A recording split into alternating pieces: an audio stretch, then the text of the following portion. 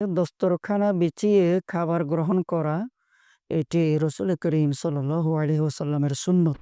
হেলান দিয়ে না খাওয়া এবং দাঁড়িয়ে খানা না খাওয়া।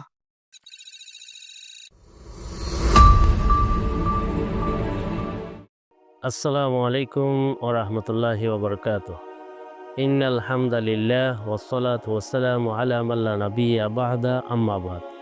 সুপ্রিয় দর্শক, মানাহিল টিভির পক্ষ থেকে আপনাদেরকে স্বাগতম। আজকে আমাদের সাথে অতিথি হিসেবে রয়েছেন হালিশহর জামিয়া বাইতুল করিম জামে মসজিদের সম্মানিত খতিব মুফতি ইব্রাহিম আনোয়ারি হাফিজাহুল্লাহ। আজকে আমরা হযরতের কাছে জানতে চাইব যে ইসলামে খানা খাবার গ্রহণ করার নির্দেশনা অবশ্যই রয়েছে। এই জন্য আল্লাহ রাব্বুল আলামিন ফরজ ইবাদত নামাজ আদায়ের পরে রিজিক তালাশের জন্য নির্দেশ দিয়েছেন এবং খানা ফেরের ব্যাপারে মহান রাব্বুল আলামিন একটি চূড়ান্ত সুন্দর নির্দেশনা দিয়েছেন, কুলু ওয়াশরাবু ওয়ালা তুসরিফু, আহার করো, পান করো এবং সেখানে অতিরিক্ত করো না, সীমা লঙ্ঘন করো না। নবী সাল্লাল্লাহু আলাইহি ওয়াসাল্লাম খাবারের ব্যাপারে কিছু সুন্নাহ এবং আদাব আমাদেরকে বর্ণনা দিয়েছেন, যার মধ্যে মানুষের বন্দেগী পাওয়া যায়, যে পদ্ধতিতে খাবার গ্রহণ করলে মানুষের খানাপিনা ইবাদতে পরিণত হয়। তাই নবী সাল্লাল্লাহু আলাইহি ওয়াসাল্লামের বর্ণিত খাবারের সুন্নাহ এবং আদাব আমাদের সামনে তুলে ধরার জন্য আমি অনুরোধ করছি, প্লিজ। আসসালামু আলাইকুম ওয়া রাহমাতুল্লাহি ওয়া বারাকাতুহু। নাহমাদুহু ওয়া নুসাল্লি আলা রাসূলিহিল কারীম। ইসলামে খাবারের পদ্ধতি খুব সুন্দরভাবে বলা হয়েছে। রসুল করিম সাল্লাল্লাহু আলাইহি ওয়াসাল্লাম খাবার খেয়েছেন ওই নির্দেশনা অনুযায়ী, ওই আদর্শ অনুযায়ী আমাদের খাবার যদি হয় তাহলে খাবারটাও ইবাদত হবে। তো ধন্যবাদ জানাচ্ছি বিজ্ঞ উপস্থাপক মুফতি হুমায়ুন কবির কালবি সাহেব, বারাকাল্লাহু ফি হায়াতিকে, তার সুন্দর উপস্থাপনার জন্য। খুব সুন্দর একটি তিনি প্রশ্ন করেছেন, খাবারের সুন্নত কি কি হতে পারে, ইসলামে খাবারের নির্দেশনা সুন্নত কি? তো সর্বপ্রথম খাবারের সুন্নত হচ্ছে দস্তরখানা বিছিয়ে খানা খাওয়া।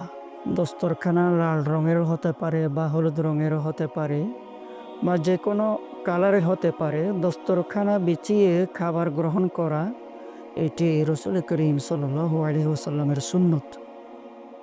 এবং ডান হাতে খাবার গ্রহণ করা, রসুল সাল্লাল্লাহু আলাইহি ওয়াসাল্লাম বলেন, তোমরা ডান হাতে খাবার গ্রহণ করো, কেননা শয়তান বাম হাতে খাবার খায়। তাই ডান হাতে খাবার খাওয়া এটি একটি সুন্নত।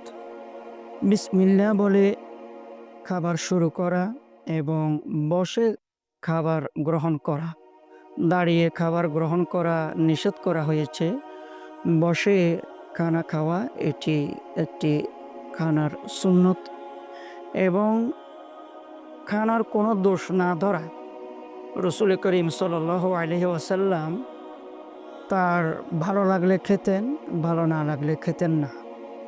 খাবারের কোনো রকমের দোষ ধরা তিনি নিষেধ করেছেন। এবং খাবারের মধ্যে যে হাড্ডি বা কাঁটা থাকে এগুলো পানিতে না ফেলে শুকনো কোনো পাত্রে রাখা। এগুলো বাড়ির কোনো একটি কর্নারে যদি রেখে আসা হয়, এগুলো জিনের খাবার, পোকামাকড়ের খাবার। তারা খেলে তাদের অন্তর থেকে একটি দোয়া আসবে, আমাদেরও রিজিকের মধ্যে বরকত শুরু হবে। খাবার পড়ে গেলে তা তুলে খাওয়া এটি রসুলের সুন্নত। আমরা অনেকে এই অভ্যাস রাখি না, এই আদত আমাদের নাই। খাবার পড়ে গেলে আর তুলে খাই না, এটা আসলে উচিত নয়। খাবার পড়ে গেলে এই নিয়ামত সাথে সাথে তুলে খেতে হবে। মাঝে মাঝে খাবারের মাঝে মাঝে শুকরিয়া আদায় করা, আলহামদুলিল্লাহ বলা, আল্লাহর নিয়ামতের শুকরিয়া আদায় করা।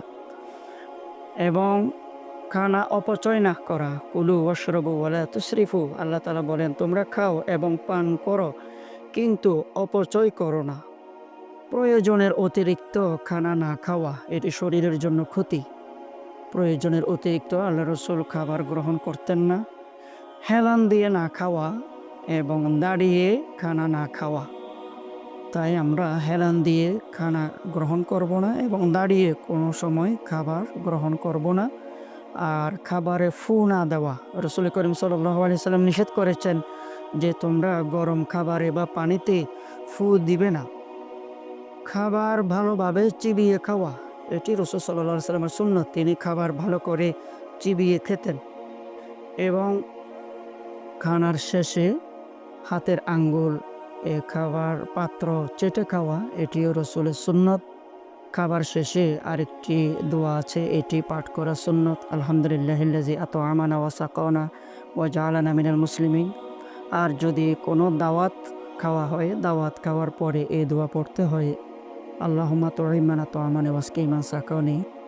তো খাবারের আরেকটি অংশ হচ্ছে পানি। পানি পান করার সুন্নত। রাসূল করিম সাল্লাল্লাহু আলাইহি সাল্লাম বলেছেন ৩ পর্বে পানি পান করা এটি সুন্নত। বিসমিল্লাহ বলে পানি পান করা সুন্নত, বসে পানি পান করা সুন্নত। প্রথমে একটু পানি পান করব, আর একটু পানি পান করব, তারপরে তৃতীয়বারে যতটুকু ইচ্ছা পানি পান করব, এরপরে আলহামদুলিল্লাহ বলবো। তো এই যে খাবারের সুন্নতগুলো ফিকহি কিতাবের মধ্যেও পাওয়া যায় এবং সিয়াসিত্তা কিতাবের, বিশেষ করে তিরমিজি শরীফের মধ্যে এই মাসালাগুলা জরুরি সুন্নতগুলো আমরা পাবো ইনশাআল্লাহ। আল্লাহ তাআলা আমাদেরকে সুন্নত তরিকায় খাবার গ্রহণ করার তৌফিক দান করুন, আমিন। ধন্যবাদ মুফতি ইব্রাহিম আনোয়ারি হাফিজাহুল্লাহ। তিনি আমাদেরকে খাবারের সুন্নাহ সম্পর্কে খুবই চমৎকার আলোচনা পেশ করেছেন এবং তার মধ্যে একটি বিষয় বলেছেন ডান খাতে খাবার গ্রহণ করার জন্য।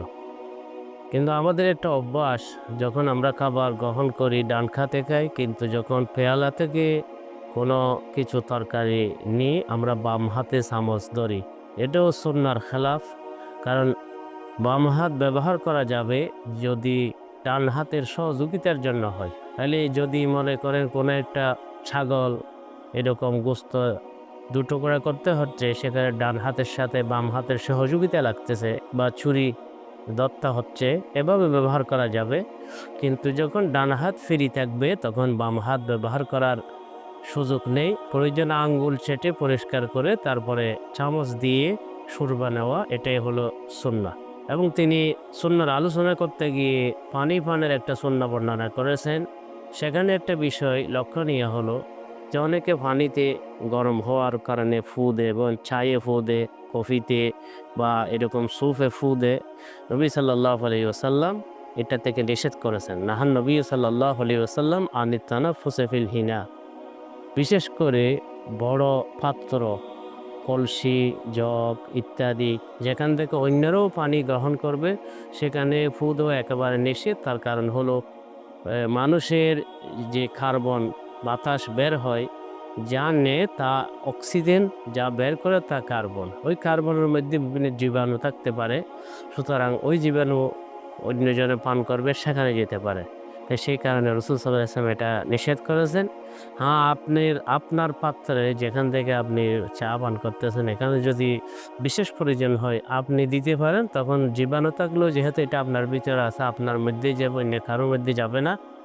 তবে সেখানে আমার একটা পরামর্শ হলো আপনি সূরা ফাতিহা বা সূরা নাস, ফলক, ইখলাস বা আয়াতুল কুরসি যেকোনো একটা পড়ে যদি বারবার ফু দেন, তাহলে এটাতে আপনার বিষয়টি পানিটা যেমন ঠান্ডা হবে, সাথে সাথে আপনি রোহানি কিছু ফায়দা পেয়ে যাবেন। এই উদ্দেশ্যে এভাবে দেওয়া এটা না আমি উচিত মনে করি। আল্লাহ রাব্বুল আলামিন আমাদেরকে তৌফিক দান করুন। সুপ্রিয় দর্শক, আপনাদেরকে অসংখ্য ধন্যবাদ। আসসালামু আলাইকুম ওয়া রাহমাতুল্লাহি ওয়া বারাকাতুহু।